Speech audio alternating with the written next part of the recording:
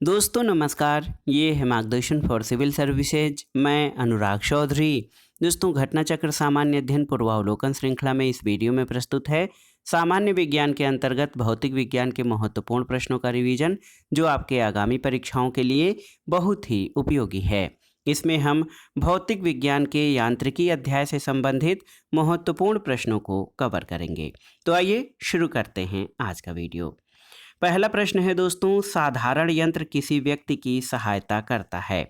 Option देखिए, कम काम करने में, कम बल का प्रयोग करने में करके भी उतनी ही मात्रा में काम करने में, या उतनी ही कम मात्रा में काम धीरे धीरे करने में, उतनी ही मात्रा में काम अधिक तेजी से करने में।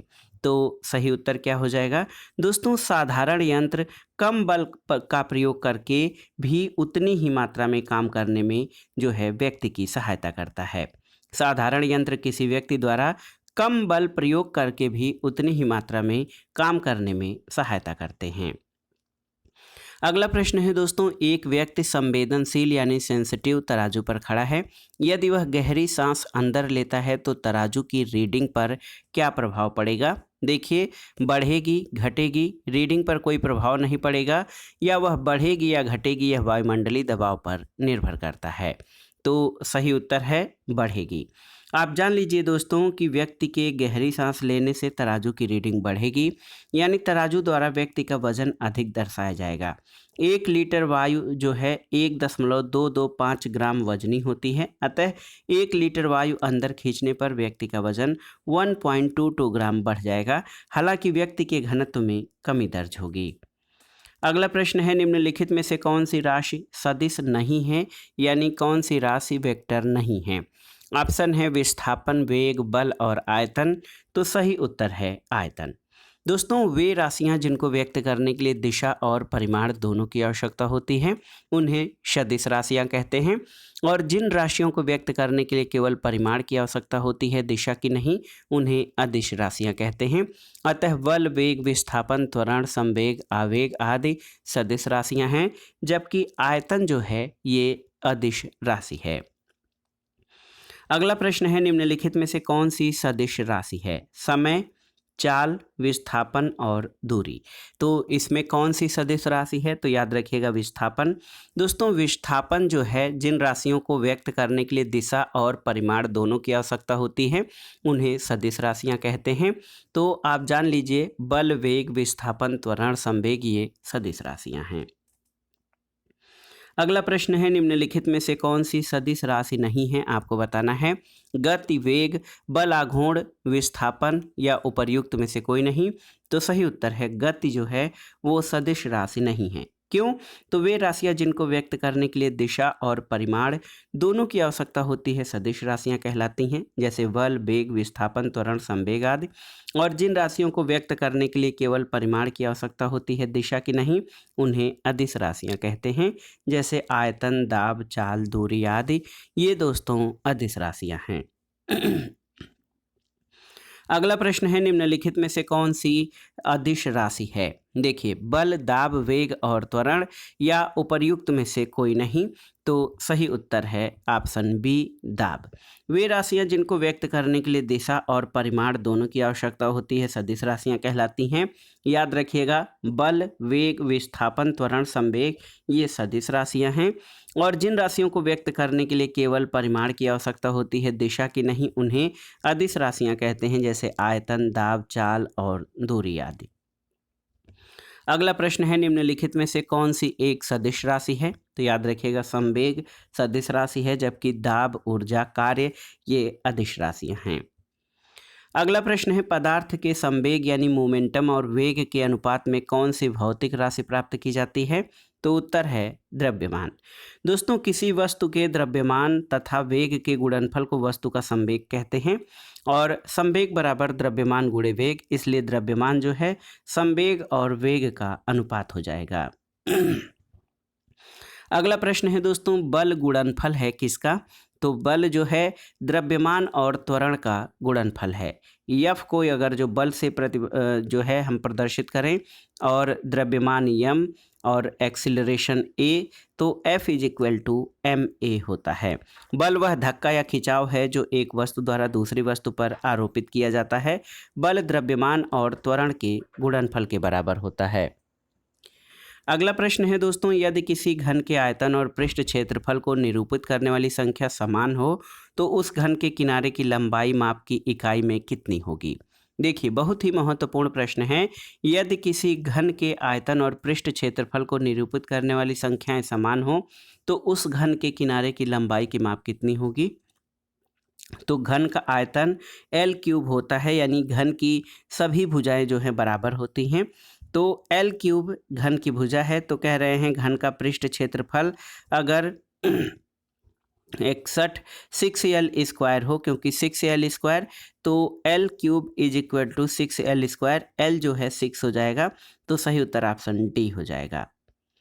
अगला प्रश्न है दोस्तों, ऊर्जा संरक्षण का क्या आशय है। ऊर्जा संरक्षण, तो उत्तर है दोस्तों, ऊर्जा संरक्षण का आशय ये है कि ऊर्जा का न तो सृजन किया जा सकता है, न ही ऊर्जा का विनाश किया जा सकता है। तो देखिए, ऊर्जा का न तो सृजन किया जा सकता है, न विनाश किया जा सकता है, केवल इसे एक फॉर्म से दूसरे फॉर्म में केवल चेंज किया जा सकता है। ऑप्शन डी आपका सही उत्तर है। तो याद कर लीजिए दोस्तों, ऊर्जा संरक्षण के मूल सिद्धांत के अनुसार ऊर्जा का न तो सृजन हो सकता है और न ही ऊर्जा का विनाश हो सकता है। इसे केवल एक रूप से दूसरे रूप में बदला जा सकता है।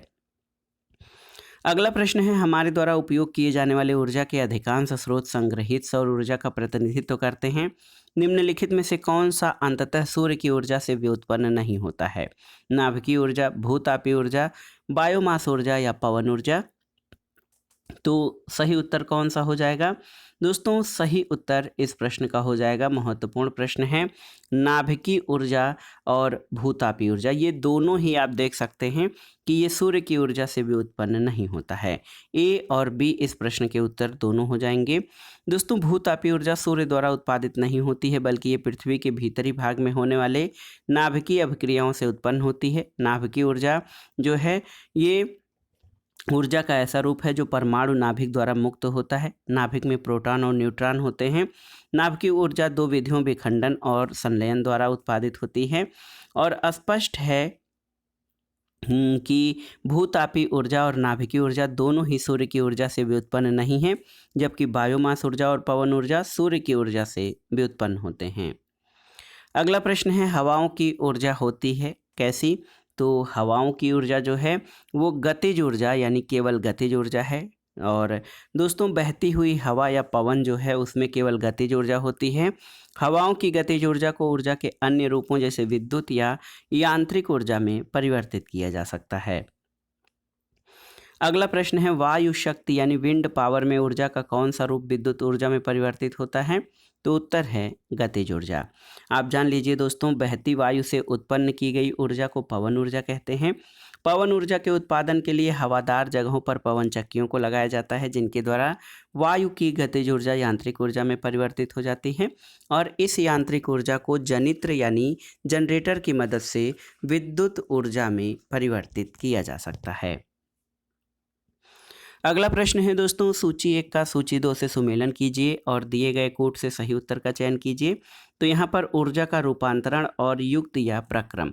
ऊष्मा से वैद्युत, तो ऊष्मा से वैद्युत यानी सौर सेल, फोटोवोल्टिक सेल में प्रकाश ऊर्जा का वैद्युत ऊर्जा में परिवर्तन होता है। विद्युत से ध्वनि, तो ये लाउड स्पीकर होता है, विद्युत से ध्वनि ऊर्जा। द्रव्यमान से ऊष्मा, तो आप जानते हैं नाभिकीय रिएक्टर में द्रव्यमान से ऊष्मा प्राप्त होती है। और रासायनिक से ऊष्मा और प्रकाश जो है वो रासायनिक से ऊष्मा और प्रकाश वो ईंधन दहन से प्राप्त होता है। तो सही उत्तर 4, 3, 2, 5 हो जाएगा। यहाँ पर देखिए ऑप्शन बी सही उत्तर हो जाएगा, 4, 3, 2 और 5। अगला प्रश्न है, गति को सर्वप्रथम किसने परिभाषित किया, आपको बताना है। गैलीलियो, न्यूटन, केपलर या टॉलमी। तो सही उत्तर है गति को सबसे पहले गैलीलियो ने परिभाषित किया था। गैलीलियो ने सबसे पहले एक समान रेखीय गति को परिभाषित किया था। उनके अनुसार यदि इकाई समय में तय की गई दूरी को गति कहते हैं। उसके बाद न्यूटन ने पिंडों और वस्तुओं की गति का वर्णन करने के लिए गति के नियमों का प्रतिपादन किया था। अगला प्रश्न है दोस्तों, न्यूटन की गति का पहला नियम जाना जाता है कौन सा? गुरुत्वाकर्षण, जड़ता का नियम, संवेग संरक्षण का नियम या ऊर्ध्वाधर गति? तो सही उत्तर है न्यूटन की गति का पहला नियम जड़ता के नियम के रूप में जाना जाता है। दोस्तों आप जान लीजिए जड़त्व का नियम या लॉ ऑफ इंटेरिया जो होता है, इंट्रेशिया दोस्तों, इसको प्रत्येक पिंड तब तक अपनी विरामावस्था में अथवा सरल रेखा में एक समान गति की अवस्था में रहता है जब तक उस पर कोई बाह्य बल अथवा अन्यथा व्यवहार करने के लिए विवश नहीं करता। अगला प्रश्न है दोस्तों, एक ट्रेन जैसे ही चलना आरंभ करती है उसमें बैठे हुए यात्री का सिर पीछे की ओर झुक जाता है। इसका कारण क्या है? तो ये है स्थिरता का जड़त्व। दोस्तों आप जान लीजिए कि यात्री ट्रेन के एकाएक चल देने से जो पीछे की ओर गिर जाते हैं, इसका कारण ये है कि यात्री के शरीर का निचला हिस्सा जो गाड़ी के संपर्क में है वो हिस्सा गाड़ी के साथ साथ चलने लगता है, परंतु ऊपरी हिस्सा स्थिरता के जड़त्व के कारण विरामावस्था में ही बने रहने का प्रयत्न करता है। इसलिए यात्री के शरीर का ऊपरी हिस्सा पीछे की ओर झुक जाता है। अगला प्रश्न है, स्थित विज्ञान निम्नलिखित में से किससे संबंधित है? गतिमान स्थित, विश्राम स्थित, मानसिक स्थिति या आंकड़ों का अध्ययन? तो सही उत्तर है विश्राम की स्थिति। दोस्तों स्थित विज्ञान या स्टैटिक्स जो है ये यांत्रिकी की वह शाखा है जो विश्राम की स्थिति से संबंधित है। अगला प्रश्न कथन और कारण से संबंधित है। कथन है कि एक पूर्णतः घर्षणहीन पृष्ठ पर खड़ा एक व्यक्ति सीटी बजाने से अपने को गति में ला सकता है। बिल्कुल सही है। कारण है कि यदि किसी तंत्र पर कोई बाह्य बल क्रियाशील नहीं होता तो इसका संवेग परिवर्तित नहीं हो सकता, तो ये भी सही है। ए और आर दोनों सही हैं और आर ए का सही स्पष्टीकरण नहीं है। ऑप्शन बी आपका सही उत्तर है। दोस्तों आप देखिए कि घर्षणहीन पृष्ठ पर यानी जिस पर कोई जो है घर्षण बल नहीं कार्य करता है, एकदम चिकना हो, उस पर कोई भी व्यक्ति गति नहीं कर सकता है क्योंकि किसी भी प्रकार की गति के लिए घर्षण आवश्यक है। हालांकि पूर्णतः घर्षित रहित सतह पर कोई व्यक्ति सीटी बजाकर अपने को गति में ला सकता है। सीटी बजाने के लिए व्यक्ति एक दिशा में हवा छोड़ेगा जिसके परिणामस्वरूप विपरीत दिशा में वो गति करने लगता है। कारण आर में संवेग संरक्षण के सिद्धांत का उल्लेख है जो कि पूरी तरह सत्य है। अगला प्रश्न है, सड़क पर चलने की अपेक्षा बर्फ पर चलना कठिन है, क्यों? तो ऑप्शन देखिए, बर्फ सड़क से सख्त होती है, सड़क बर्फ से सख्त होती है। जब हम अपने पैरों से धक्का देते हैं तो बर्फ कोई प्रतिक्रिया व्यक्त नहीं करती। बर्फ में सड़क की अपेक्षा घर्षण कम होता है। तो सही उत्तर है बर्फ में सड़क की अपेक्षा घर्षण कम होता है, इसलिए बर्फ पर चलना कठिन होता है। सड़क पर चलने में हमें आसानी इसलिए होती है क्योंकि पृथ्वी पर उसकी सतह खुरदुरी होने के कारण घर्षण बल उत्पन्न होता है। उसकी सतह खुरदुरी होने के कारण ही हम उस पर पैर टिकाकर पृथ्वी को पीछे ढकेलते हैं और न्यूटन के तृतीय नियम के अनुसार हम आगे बढ़ जाते हैं। इसके विपरीत बर्फ में सड़क की अपेक्षा घर्षण कम होने के कारण उस पर चलना सड़क पर चलने की तुलना में कठिन होता है। अगला प्रश्न है दोस्तों, निम्नलिखित कथन तथा उससे निकाले गए निष्कर्ष पर विचार कीजिए और बताइए कि कौन सा निष्कर्ष सही है। देखिए, कथन है कि भरी हुई गाड़ी को चलाने में उसे चलायमान रखने के लिए आवश्यक ताकत से अपेक्षाकृत अधिक ताकत से धक्का देना पड़ता है। तो निष्कर्ष है कि किसी चलायमान वस्तु का भार कम होता है। प्रारंभ में पहिए फिसलने लगते हैं। एक बार गाड़ी चल पड़ने के बाद घर्षण कम होता है और अभ्यास से निपुणता प्राप्त होती है। तो सही उत्तर है एक बार गाड़ी चल पड़ने के बाद घर्षण कम होता है। दोस्तों आप जानते हैं कि भरी हुई गाड़ी को चलाने में उसे चलायमान रखने के लिए आवश्यक बल से अपेक्षाकृत अधिक बल लगाना पड़ता है क्योंकि एक बार गाड़ी चल देने के बाद घर्षण कम होता है और कम बल पर ही गाड़ी चलायमान रहती है। अगला प्रश्न है दोस्तों, प्रत्येक क्रिया के लिए एक समान और विपरीत प्रतिक्रिया होती है, ये नियम किसके द्वारा दिया गया था? तो उत्तर है न्यूटन के द्वारा। दोस्तों प्रकृति में बल कभी अकेला नहीं पाया जाता। दो पिंडों के बीच परस्पर अन्योन्य क्रिया बल है। बल हमेशा युगल में पाए जाते हैं। साथ ही दो पिंडों के बीच परस्पर बल सदैव समान और विपरीत दिशा में होते हैं। न्यूटन ने इस धारणा को गति के तृतीय नियम के रूप में व्यक्त किया जो है कि प्रत्येक क्रिया के सदैव समान और विपरीत दिशा में प्रतिक्रिया होती है। अगला प्रश्न है दोस्तों, एक प्रभावी कोरियोलिस बल किस कारण होता है, आपको बताना है। तो सही उत्तर आपको हो जाएगा पृथ्वी के आंतरिक भाग के कारण। तो यहाँ पर देखिए, पृथ्वी के घूर्णन के कारण दोस्तों आप जान लीजिए कि कोरियोलिस बल पृथ्वी के घूर्णन का प्रभाव होता है। वायुमंडलीय दाब में भिन्नता के कारण जो है वायु गतिमान होती है और इस क्षैतिज वायु को पवन कहते हैं। पवनें उच्च दाब से निम्न दाब की ओर प्रवाहित होती हैं और पृथ्वी का अपने अक्ष पर घूर्णन पवनों की दिशा को प्रभावित करता है। पृथ्वी के घूर्णन द्वारा लगने वाले बल को कोरियोलिस बल कहा जाता है। कोरियोलिस बल अक्षांशों के कोण के सीधा समानुपात में बढ़ता है। ये ध्रुवों पर सर्वाधिक और विषुवत वृत्त पर अनुपस्थित होता है। अगला प्रश्न है दोस्तों, एक मनुष्य स्थिर नाव से 5 मीटर प्रति सेकंड की चाल से कूदा और नाव 0.5 मीटर प्रति सेकंड की चाल से खिसकी। बताएं कि नाव का द्रव्यमान मनुष्य के द्रव्यमान का कितना गुना था। तो यहाँ पर यदि व्यक्ति का द्रव्यमान m और नाव का द्रव्यमान n है तो नाव प्लस व्यक्ति के कूदने के पूर्व का संवेग 0 और व्यक्ति के कूदने के उपरांत दोनों का संवेग m × 5 माइनस n × 0.5 हो जाएगा। तो जब इसको संवेग संरक्षण के सिद्धांत के अनुसार सेट करेंगे तो ये 10 आ जाएगा। यानी देखिए, नाव का द्रव्यमान मनुष्य के द्रव्यमान का 10 गुना था। अगला प्रश्न है दोस्तों, एक ट्रक, एक कार और एक मोटरसाइकिल की गतिज ऊर्जाएं समान हैं। यदि समान अवरोधक बल लगाए जाएं तो वे क्रमशः x, y और z दूरी पर रुकें तो इसमें क्या सही होगा, विकल्प में आपको बताना है कौन सा ऑप्शन सही होगा। तो सही उत्तर है ये हो जाएगा x = y = z। और ऐसा क्यों है आप देख सकते हैं, यदि किन्हीं वस्तुओं की गतिज ऊर्जा समान है तो उन पर समान अवरोधक बल लगाए जाएं तो वे समान दूरी पर ही रुकेंगे, इसलिए x, y और z आपस में बराबर होंगे। अगला प्रश्न है, दो समान द्रव्यमान की वस्तुओं की गतिज ऊर्जाओं का अनुपात 4 और 9 का है तो उनके वेगों का अनुपात क्या हो जाएगा। तो 4, 9 गतिज ऊर्जाओं का अनुपात है तो इनका वर्गमूल 2 और 3। तो यहाँ पर ऑप्शन बी सही उत्तर हो जाएगा। दोस्तों दो वस्तुओं का द्रव्यमान जब समान होता है तो गतिज ऊर्जा जो है हाफ mv² होता है। तो गतिज ऊर्जा का अनुपात 4 और 9 का है तो उनके वेगों का अनुपात 2 और 3 का हो जाएगा। यहाँ पर देखिए सॉल्व किया गया है तो 2 और 3 आपका सही उत्तर हो जाएगा। अगला प्रश्न है दोस्तों, साइकिल और कारों में बॉल बेयरिंग का प्रयोग होता है क्यों। ऑप्शन देखिए, पहिया और धुरी के बीच संस्पर्श का वास्तविक क्षेत्र बढ़ जाता है। पहिया और धुरी के बीच संस्पर्श का प्रभावी क्षेत्र बढ़ जाता है। पहिया और धुरी के बीच संस्पर्श का प्रभावी क्षेत्र घट जाता है।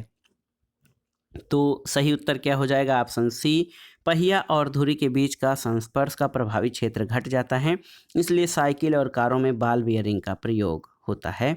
और संस्पर्श क्षेत्र घटने से घर्षण बल कम लगता है और उसको चलाने के लिए कम बल की आवश्यकता होती है।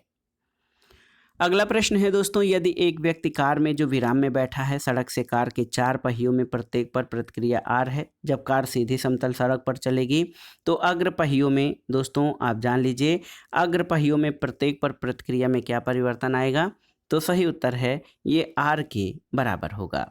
दोस्तों समतल किसी वस्तु में गतिक घर्षण जो होता है यहाँ पर ये R से कम होगा दोस्तों। क्यों? क्योंकि किसी वस्तु में गतिक घर्षण या डायनेमिक फ्रिक्शन अवलंब प्रतिक्रिया के आनुपातिक तथा स्थैतिक घर्षण से कम होता है। तो यदि एक व्यक्ति कार में जो बैठा है विराम में, सड़क से कार के 4 पहियों में से प्रत्येक पर प्रतिक्रिया R है, जब कार सीधी समतल सड़क पर चलेगी तो अग्र पहियों में प्रत्येक पर प्रतिक्रिया में जो है ये R से कम होगा। अगले प्रश्न पर आते हैं, तेल से अंशतः भरा हुआ तेल का एक टैंकर समतल सड़क पर आगे की ओर एक समान त्वरण से जा रहा है, तेल का मुक्त पृष्ठ कैसा होगा। तो सही उत्तर है तेल का मुक्त पृष्ठ क्षैतिज से इस प्रकार आनत होगा कि पिछले सिरे पर अधिक गहराई होगी। आप देखिए दोस्तों, समतल सड़क पर समान त्वरण से गति करने के कारण टैंकर में उपस्थित तेल का मुक्त पृष्ठ क्षैतिज से इस प्रकार आनत होगा कि पिछले सिरे पर अधिक गहराई होगी। अगला प्रश्न है, निम्नलिखित कथनों पर विचार कीजिए। एक तीक्ष्ण वृत्ताकार पथ पर तीव्र गति से जाता हुआ 4 पहियों वाला वाहन बाहरी पहियों पर उल्टेगा, अंदर के पहियों पर उल्टेगा, बाहर की तरफ फिसलेगा, अंदर की तरफ फिसलेगा, इसमें क्या सही होगा। तो यहाँ पर जान लीजिए बाहरी पहियों पर उल्टेगा और बाहर की तरफ फिसलेगा, यानी 1 और 3। आप जान लीजिए दोस्तों, यदि कोई गाड़ी वांछित चाल के सापेक्ष तेज चल रही है तो वह मोड़ पर बाहर की ओर फिसलने लगती है, परंतु तब घर्षण बल अधिक भीतर की ओर लगकर अतिरिक्त अभिकेंद्री बल प्रदान कर देता है और एक तीक्ष्ण वृत्ताकार पथ पर वाहन बाहर की ओर फिसलेगा और बाहरी पहियों पर उलट जाएगा। अगला प्रश्न है, किसी बल्लेबाज द्वारा क्रिकेट की गेंद को मारने पर गेंद समतल जमीन पर लुढ़कती है। कुछ दूर लुढ़कने के पश्चात गेंद रुक जाती है। गेंद रुकने के लिए धीमी होती है, क्यों? तो सही उत्तर है क्योंकि गेंद पर गति की दिशा के विपरीत एक बल कार्य कर रहा है। तो इसलिए जब किसी बल्लेबाज द्वारा क्रिकेट की गेंद को मारने पर गेंद समतल जमीन पर लुढ़कती है और कुछ दूर लुढ़कने के बाद गेंद रुक जाती है। गेंद रुकने के लिए धीमी इसलिए होती है क्योंकि गेंद पर गति की विपरीत दिशा में एक बल कार्य करता है जिसे घर्षण बल कहा जाता है, जिसकी वजह से वो गेंद रुक जाती है।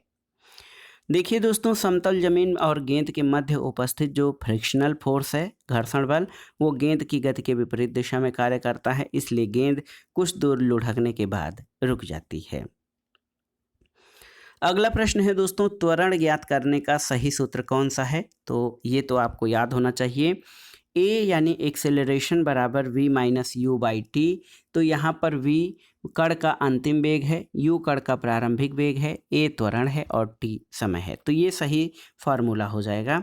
देखिए v बराबर v minus you by T, तो ये त्वरण का फार्मूला है।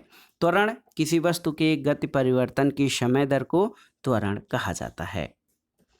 अगला प्रश्न है दोस्तों, वॉशिंग मशीन का कार्य सिद्धांत क्या है? अपकेंद्रण, अपोहन, उत्क्रम प्रसारण या विसरण? तो सही उत्तर है, वॉशिंग मशीन का जो कार्य सिद्धांत है वो अपकेंद्रण है। आप जान लीजिए, वह प्रतिक्रिया बल जो परिमाण में अभिकेंद्री बल के बराबर होता है लेकिन जिसकी दिशा अभिकेंद्री बल के विपरीत यानी केंद्र से बाहर की ओर होती है, उसे सेंट्रीफ्यूगल फोर्स कहा जाता है। कपड़ा साफ करने की मशीन, दूध से मक्खन निकालने की मशीन, ये सभी अपकेंद्री बल के सिद्धांत पर कार्य करते हैं। अगला प्रश्न और आज की वीडियो का आखिरी प्रश्न है कि मथने के पश्चात क्रीम का दूध से पृथक हो जाने का कारण क्या है? ऑप्शन है गुरुत्वाकर्षण बल, ससंजक बल, अपकेंद्री बल या उपर्युक्त में से कोई नहीं। तो सही उत्तर आपका हो जाएगा, मथने के पश्चात क्रीम का दूध से पृथक हो जाने का कारण अपकेंद्री बल होता है। ऑप्शन सी आपका सही उत्तर है। तो दोस्तों, ये था आज का वीडियो। घटना चक्र सामान्य अध्ययन पूर्वावलोकन श्रृंखला के अंतर्गत सामान्य विज्ञान के महत्वपूर्ण प्रश्नों का रिवीजन, जो आपके आगामी परीक्षाओं के लिए बहुत ही उपयोगी है। आप इन प्रश्नों को तैयार कर लीजिएगा। दोस्तों, वीडियो आपको कैसा लगा हमें कमेंट बॉक्स में ज़रूर बताइएगा। वीडियो को लाइक करें, शेयर करें और इस चैनल मार्गदर्शन फॉर सिविल सर्विसेज को सब्सक्राइब करें। वीडियो देखने के लिए धन्यवाद दोस्तों। नमस्कार।